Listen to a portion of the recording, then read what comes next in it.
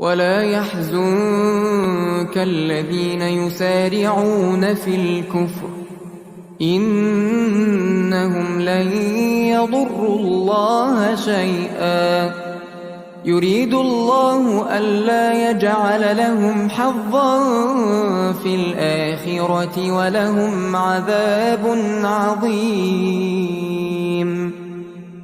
إن الذين اشتروا الكفر بالإيمان لن يضروا الله شيئا ولهم عذاب أليم.